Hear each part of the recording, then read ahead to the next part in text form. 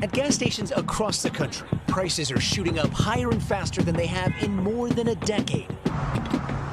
Breaking records in California, $5, $6, premium as high as a jaw-dropping $7.55. Hello everyone! Welcome back to my channel, Pinoy Life in La La Land. This is your friendly host, Ren Luna.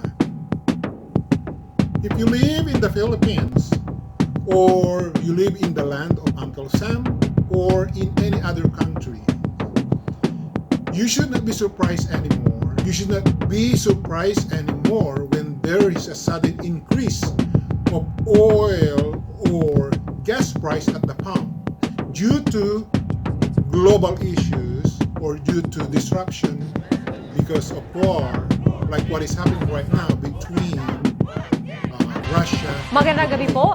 Balak ng ilang transport group na buhayin ulit ang hirit nilang taas pasahe dahil sa napipitong super oil price hike sa linggong ito. Sabi ng Department of Energy, sumipa pa ang presyo ng crudo sa world market dahil sa pagigera ng Russia sa Ukraine.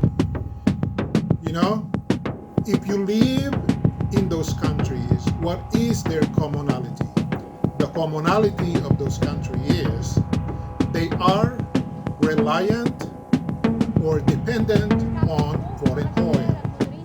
Meaning to say, those countries, they don't have great source of oil of their own. That's why they are reliant. That's why they are dependent on foreign oil. That is why people who live there are very much affected. They're astronomical. They're going to get worse. What can I do? I ain't gonna walk and catch the bus. It's a lesson in global economics taught at the local gas pump. You can see it on the sign at this station in Oakland, California. 6 prices are higher in California thanks to state regulations and taxes, but everyone is paying more, about 50% more than last year, and prices will likely only go up. It'll alter my driving pattern if it keeps going up. But we should wonder and be surprised if we live here in the land of Uncle Sam or here in the United States and we experience and we feel this sudden increase of oil or gas price at the pump. You know, we should be surprised if we experience this jaw-dropping, this skyrocketing gas price at the pump. So why should the people here be surprised? Well, because it's been proven that the U.S. is an oil and natural gas exporter already. Meaning to say, United States is really very rich when it comes to oil and natural gas. So it's been proven that the U.S. has produced more than what they have consumed.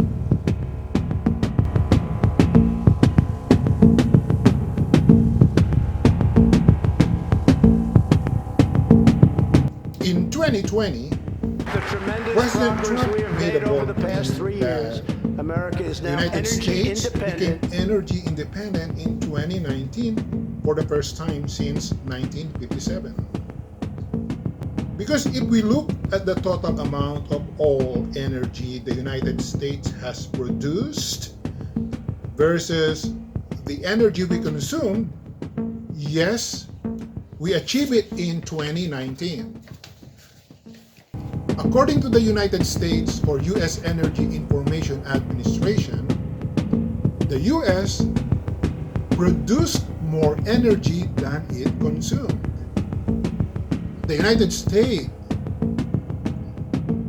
States exported more energy than it imported. But does that mean to say, based on the achievement, is America or United States really independent? No, because America or United States right now cannot produce all the energy that it needs right now. Let's not just talk about all energy. What about oil? Is United States an oil independent? It is a yes and No. Because in 2020, we became net oil exporter. We also produce more oil than we consume. But if that is the case, why do we still rely on oil from so many other countries? Here are the 3 reasons, despite the facts we have massive oil resources here in the United States, and yet we depend on foreign oil. And because of our reliance and dependence on foreign oil, when there is global turmoil, especially from that country where the oil is coming from, we feel the pain in the wallet due to skyrocketing and jaw-dropping price at the pump. Number 1, it is the wrong type of oil. Most of the crude oil extracted and produced in the United States is light and sweet, meaning it has less sulfur than heavy crude oil. But most US refineries which turn oil into gasoline for our cars are made for heavy crude oil, which we mostly get from other countries. That means we export light and sweet oil to other countries who refine it, and we import heavy crude oil to the United States so we can refine it here. But wait, is that stupid? Why don't we just build refineries in the United States to process American oil? Yes, it is stupid.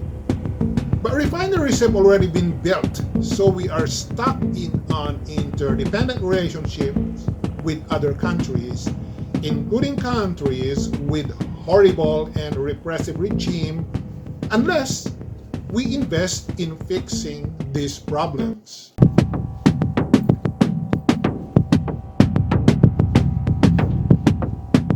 Here's number 2 reason. Transportation issue due to maritime regulations. Most made in the USA oil is extracted from just 5 states, namely Texas, North Dakota, New Mexico, Oklahoma, and Alaska. But getting oil from those states to the rest of the country is not easy. Pipelines and railways can provide oil, but they cannot reach some regions, and this leaves shipping vessels. Unfortunately, there are maritime regulations that limit the size of vessels that can transport goods between U.S. ports. So, oil buyers on the west and east coast cannot get supplies shipped out of the Gulf Coast on those big ships, and it doesn't make economic sense for companies to ship oil to the coast on small ships. Number 3, the politics of climate change and oil industry. When Biden started his presidency in January 2021, right after his inauguration as president of the land of Uncle Sam, he issued an executive order that suspended more drilling of oil and natural gas in federal lands. Sure that if in fact this project goes forward, that it's not adding. Biden and to his the administration, problem of as climate change. Democrats, they are a strong advocate of climate change. They prefer to depend on other sources of cleaner energy than fossil fuels. Biden and the Democrats, who currently control the Congress, are the proponents of Green New Deal. Oh, what can we expect from this party who is pushing for the use of electric cars? Tax in Nebraska. With a stroke of a pen, he blocked the Keystone XL pipeline, which would have sent over 800,000 barrels of oil through Nebraska.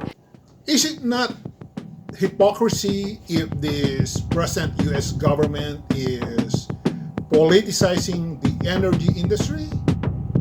Is it not stupidity and absurdity that when you have great source of domestic energy, natural gas and oil, and yet We depend on foreign oil to the extent of turning to nations who have sought to avoid because they are authoritarian and with long history of dictatorship. What happened to us as freedom-loving America who champions democracy and liberty?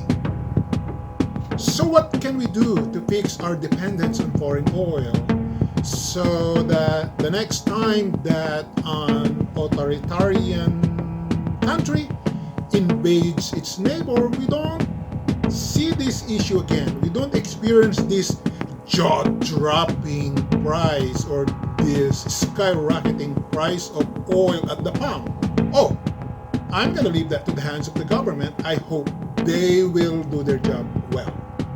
Well, it will be great if we can afford a Tesla or an electric car, but it will not be great if you are just living paycheck to paycheck and you are driving to work with your 1997 gas-powered Toyota Corolla with a paint rusting off. What can we do, right? It's really hard. Well, thank you for watching.